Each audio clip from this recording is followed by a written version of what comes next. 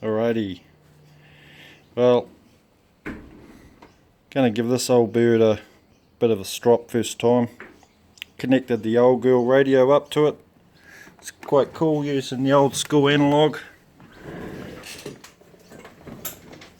Okay, now that's pretty cool. This toggle stick operates that one, forward and back, and that one operates that one. So she's gonna really maneuver very bloody well, as well as the dozer forward and back. And then you'll be able to push the bum that way and then suck it in that way. It's going to be awesome. I haven't got a sound module or smoke system in it yet, but I've got them there all ready to go in.